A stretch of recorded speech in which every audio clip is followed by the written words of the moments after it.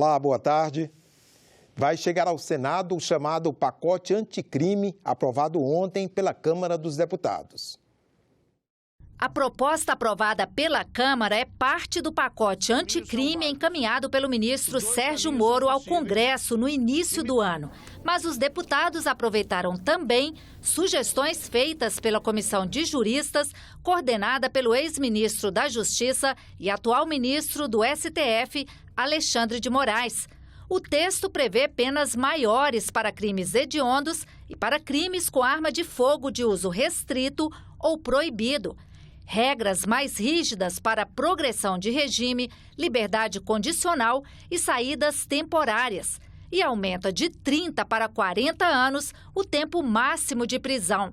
Os deputados retiraram do texto apresentado pelo ministro Sérgio Moro pontos que eram considerados mais polêmicos, como, por exemplo, a prisão após condenação em segunda instância, que já está sendo discutida em outras propostas que tramitam no Congresso. Eles retiraram também a possibilidade de acordo para o acusado que confessa o crime e ainda o excludente de licitude, que é quando o juiz reduz pela metade ou até deixa de aplicar a pena quando excessos cometidos por policiais em serviço decorrerem de medo, surpresa ou violenta emoção. Pelo Twitter, o ministro Sérgio Moro parabenizou os deputados pela votação, disse que há avanços importantes, mas ressaltou que há necessidade de mudanças e que vai continuar dialogando com o Congresso para aprimorar o texto. O projeto agora vem para o Senado. A senadora Elisiane Gama, que assumiu a autoria do pacote anticrime aqui, disse que retirar o excludente de licitude foi uma medida acertada. O Brasil não tolera, não aceita a morte de ninguém. Nós temos hoje um sistema penitenciário que precisa ser ressocializado. Nós precisamos trabalhar a ressocialização desse apenado e não efetivamente aí partir para coisas grotescas que ferem a Constituição Federal, que é, na verdade, o direito à vida, não é? E quando você não considera isso, você está automaticamente incorrendo no erro grave que é não garantido a vida do cidadão brasileiro. Excludente de licitude, do meu entendimento, ele, em sendo retirado, nós estamos dizendo que todos têm o direito à vida e quem burlar essa lei precisa sim ser punido. A punição, ela é fundamental para que o crime realmente não possa continuar.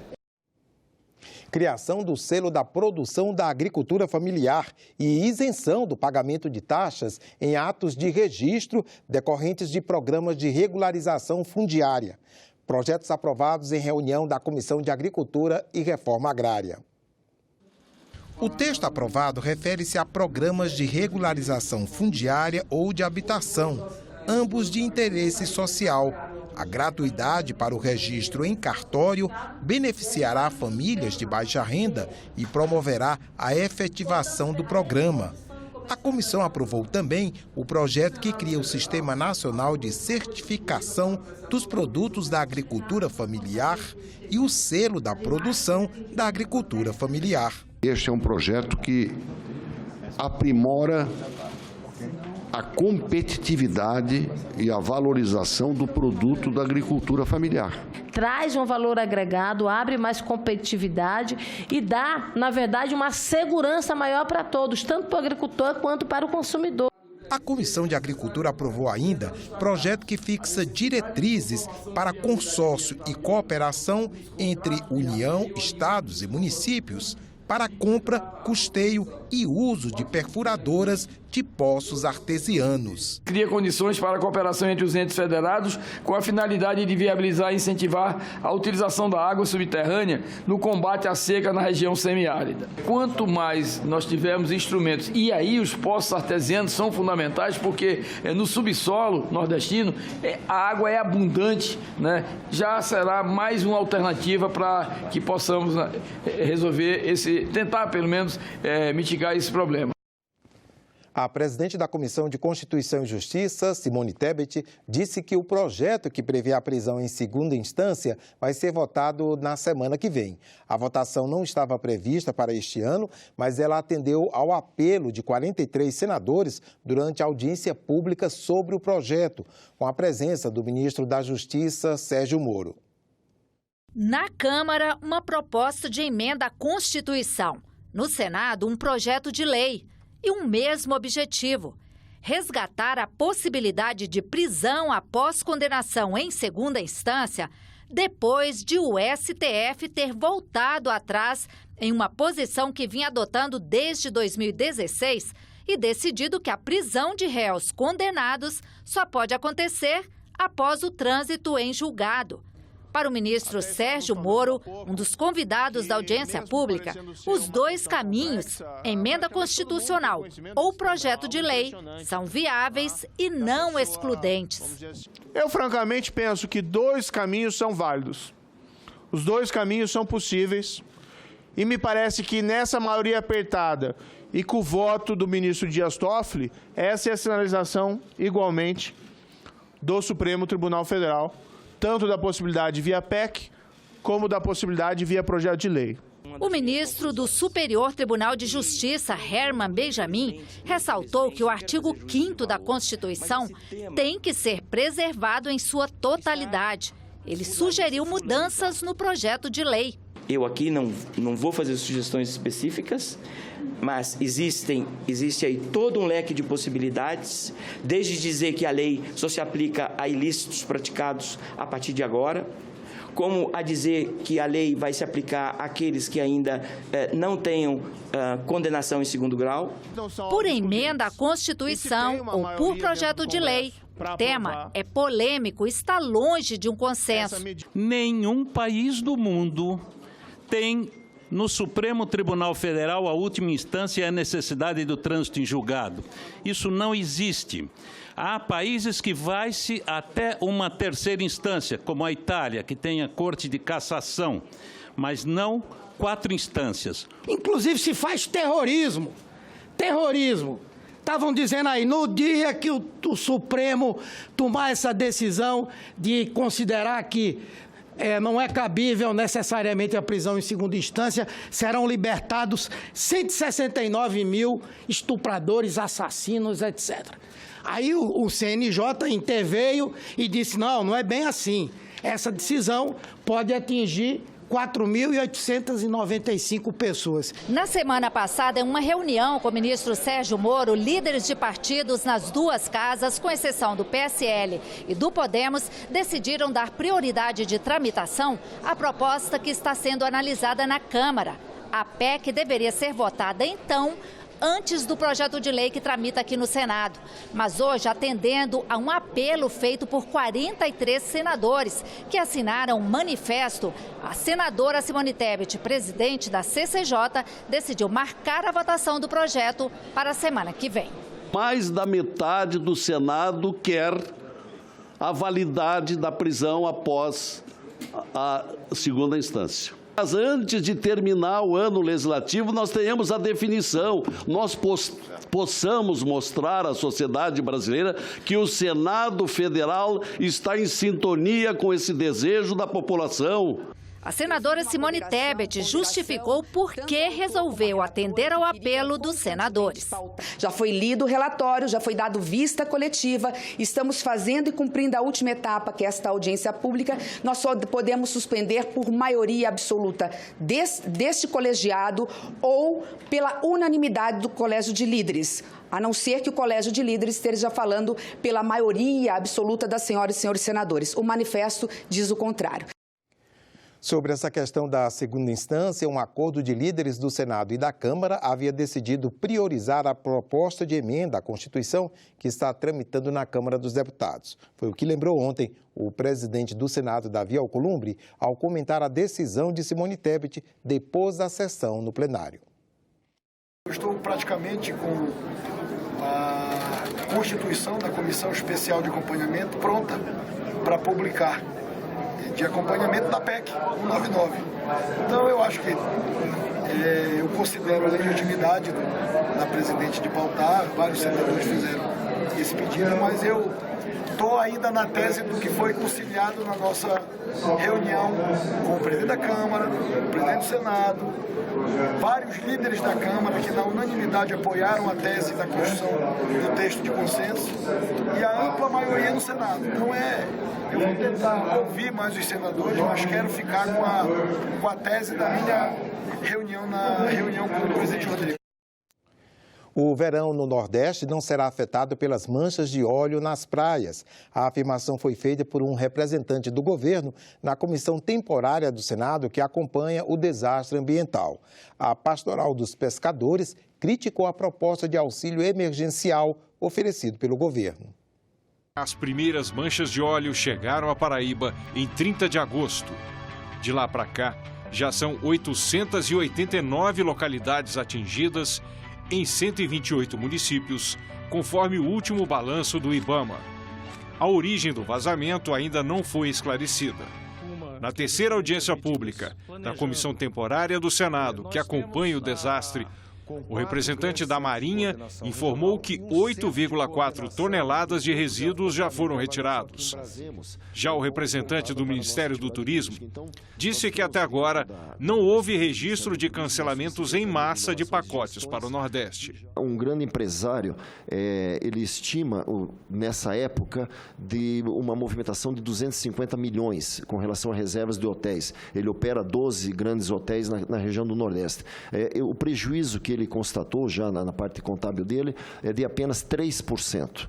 Então, com relação a cancelamentos de viagens, ele cerca de 6 milhões de impacto negativo, e eu me assustei com essa cifra, 6 milhões, né? Mas quando ele falou que a expectativa é de 250, então isso aí dá cerca de 3%, se eu não me engano. Tá? Então, o prejuízo não é tão grande quanto a gente fala. O representante do Ministério da Agricultura disse que o governo está finalizando os detalhes para o pagamento de um auxílio emergencial aos pescadores, marisqueiros e catadores de caranguejos. Mas a representante da Pastoral dos Pescadores criticou a medida do governo.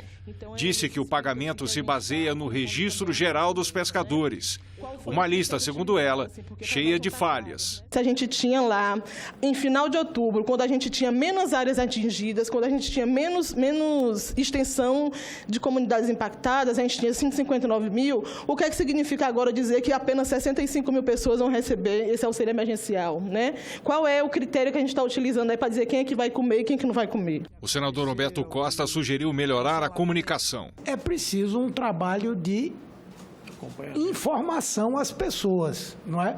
Porque elas não vão voltar a consumir se não sentirem a certeza disso e tal. Então, uma ação que poderia ser feita, valeria a pena avaliar com os governos estaduais, que eu acho que eles vão fazer também, é um trabalho de esclarecimento, né? De que, olha, não há nenhum impedimento de as pessoas consumirem o peixe, consumirem o camarão, essa coisa toda. Eu acho que isso pode dar uma ajuda muito importante para a gente minimizar esse prejuízo, né? A CPI mista das fake news ouviu ontem a deputada federal Joyce Hasselmann, ex-líder do governo no Congresso. Ela disse que funciona um gabinete do ódio dentro do Palácio do Planalto e falou sobre o uso de robôs para disparar notícias falsas em mídias sociais, como WhatsApp, Twitter e Facebook. A ex-líder do governo no Congresso fez uma apresentação em PowerPoint para mostrar prints e vídeos de ataques coordenados na internet por um grupo batizado Gabinete do Ódio. O uso de robôs virtuais e o funcionamento desse grupo, que segundo ela atua dentro do Palácio do Planalto, foram temas do depoimento de Joyce. Dos 5.400.000 seguidores, no caso do presidente da República, 1.402.000 são robôs. No caso do Eduardo, 468.775 são robôs. Pelo que vocês vão ver nas conversas do grupo do Gabinete do Ódio, o deputado Eduardo Bolsonaro está amplamente envolvido e é um dos líderes desse grupo, né, que nós chamamos de milícia digital. Eles escolhem uma pessoa e essa pessoa é massacrada. Massacrada. Porque o que eles fazem? Atacam a reputação, não tem prova de absolutamente nada, destroem e aí eles deletam, somem com o vídeo, desaparecem com isso. Agora, vocês fiquem imaginando o tamanho do estrago que uma informação falsa como essa pode causar. Ali tem uma lista. Quem vai ser atacado que dia? Eu estou no número 25 na lista de ataques. Então, ali tem de tudo. Tem parlamentar, tem político, governador, ministro.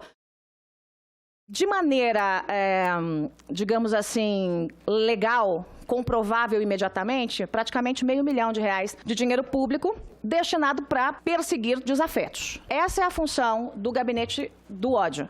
As declarações de Joyce Hasselmann geraram polêmica. O general Santos Cruz esteve aí sentado no seu lugar e ele afirmou para todos aqui que quem contratou o gabinete do ódio a pedido do presidente Bolsonaro foi exatamente ele. Passou pela mão dele. Isso aqui está se tornando CPMI, não façam meme. Não falem de mim, não me chamem de traidora. Mas a deputada Joyce não vai conseguir controlar as redes, porque as redes elas são utilizadas por pessoas. Para as próximas audiências, Joyce Hasselmann sugeriu a convocação do ex-ministro Gustavo Bebiano e do vereador Carlos Bolsonaro. Segundo ela, Bebiano é uma das fontes sobre uma estrutura paralela que o filho do presidente tentou montar para grampear celulares e produzir dossiês contra inimigos políticos do pai. O Senado aprovou a reforma da carreira e da previdência dos militares. O governo espera um superávit de mais de 12 bilhões de reais para os cofres da União até 2022. Entenda as principais mudanças. As regras valem para militares, bombeiros e policiais militares. O tempo mínimo de serviço vai subir dos atuais 30 para 35 anos. No mínimo 25 anos de atividade militar para homens e mulheres. A alíquota da contribuição de ativos e inativos para pensões militares vai passar de 7,5% para 10,5%. Pensionistas vão passar a recolher pelo menos 10,5% a partir de 2021. Na reserva, a remuneração será igual ao último salário, com os mesmos reajustes de quem está na ativa. A idade da aposentadoria compulsória vai variar de 50 a 70 anos, dependendo do posto ou graduação. Quando os militares se aposentam, eles vão para a reserva, mas podem ser chamados de volta a qualquer momento. Casamento e união estável continuam vedados para ingresso ou permanência em órgão de formação ou graduação de oficiais e praças, que os mantenham em regime de internato. Como vimos há pouco, a votação do projeto do Senado que permite prisão em segunda instância foi marcada para a semana que vem na Comissão de Constituição e Justiça. O nosso entrevistado de hoje é o autor do projeto, senador Lazier Martins. Olá. A presidente da Comissão de Constituição e Justiça do Senado, senadora Simone Tebet, anunciou para a próxima terça-feira a votação do projeto que permite a prisão em segunda instância. Sobre isso, a gente conversa agora com o senador Lazier Martins. O senador é o autor do projeto que vai estar na pauta da CCJ na próxima semana. Senador, muito obrigada por essa conversa. Eu não anunciei seu partido, Podemos, do Rio Grande do Sul, agora devidamente identificado. O senhor comentava comigo antes da entrevista da batalha que se travou aqui no Senado entre duas visões, entre os que defendem o projeto ou só a parceria com a Câmara para a aprovação da proposta de emenda à Constituição que está em discussão por lá, né? De fato, foi uma cruzada, uma verdadeira batalha, como disse a Ângela. Nós fazermos com que a matéria fosse para discussão na CCJ. Aliás, eu tentei isso, Ângela, no ano passado todo.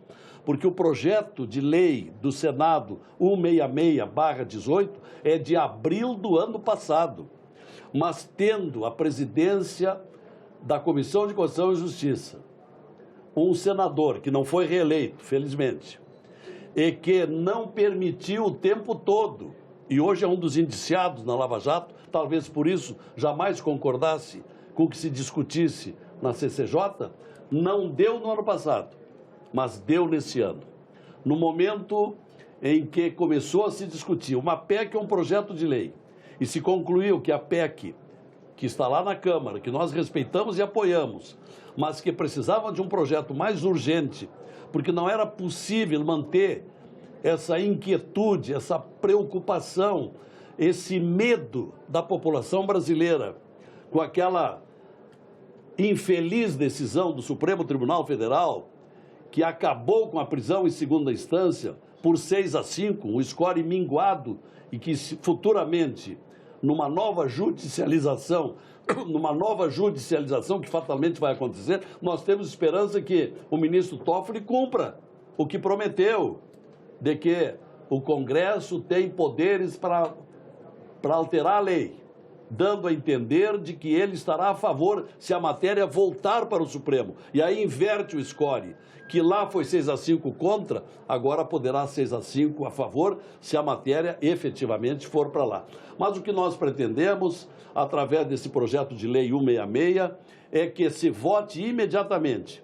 E a presidente da Comissão de Constituição e Justiça, com muita coragem, com muita determinação e, sobretudo, sendo fiel à independência do Senado Federal, ela marcou para terça-feira, dia 10, às 11 horas, a votação em caráter terminativo.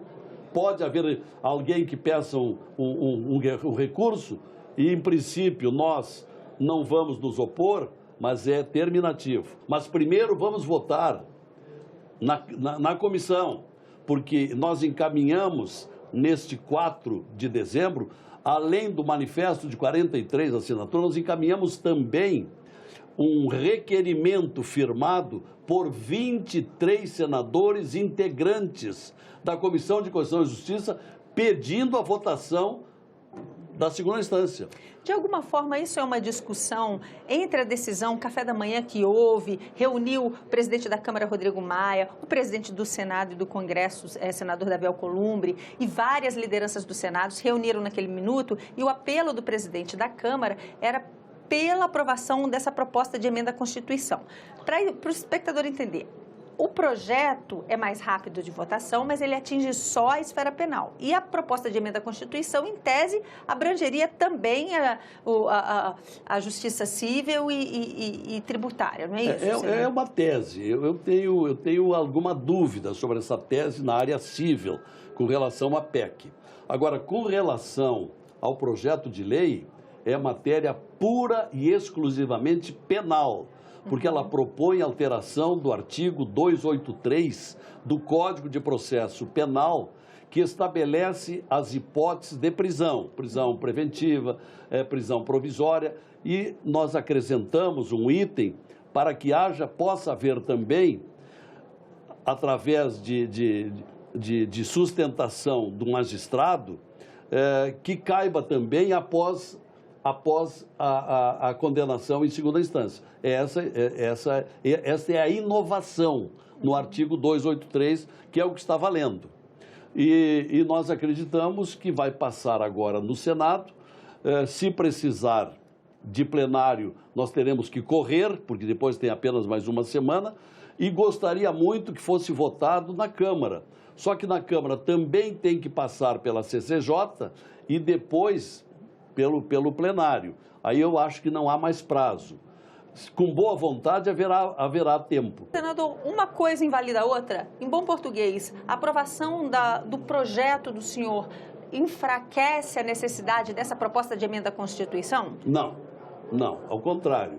Se completam. Porque tem gente que acha que essa matéria só pode ser legislada, alterada por PEC. Isto é, por proposta de emenda à Constituição. Que é a interpretação do presidente da Câmara hoje, né? Eu, como bacharel em Direito, e sou formado numa universidade muito conceituada, que é a Universidade Federal do Rio Grande do Sul, e tive muito bons professores, principalmente de Direito Constitucional, eu entendo que cabe, porque está formada a culpa na segunda instância. Ali não há mais que falar em presunção de inocência, mas sim em presunção de culpabilidade. E se cabe a prisão e outras alternativas e outras hipóteses, quando representa perigo social, necessidade para investigação preventiva, por que não incluir como estava incluído até bem pouco tempo? 2016, o Supremo Tribunal Federal votou e passou a vigorar a prisão após segunda instância. Agora, em razão de alguns nomes poderosos, razões políticas, algumas acomodações, tudo coisa que a gente sabe, né? Algumas barganhas, aí se mudou. Mas por que não valia antes? E por que o Supremo muda a todo momento essa jurisprudência? Isso aí é uma vergonha. Por isso também tenho aqui no Senado um projeto, uma PEC, proposta de emenda constitucional para alterar o sistema de indicação dos ministros do Supremo. Porque enquanto vigorar essa sistemática do presidente da República, monocraticamente, escolher por simpatias ideológicas, políticas ou partidárias, isso não pode continuar valendo. Mas ele já não tem que passar pela aprovação, pelo crivo dos senadores para Claro, virar ministro? essa PEC ela está pronta. O senador Anastasia foi o relator. Essa minha proposta é de 2015.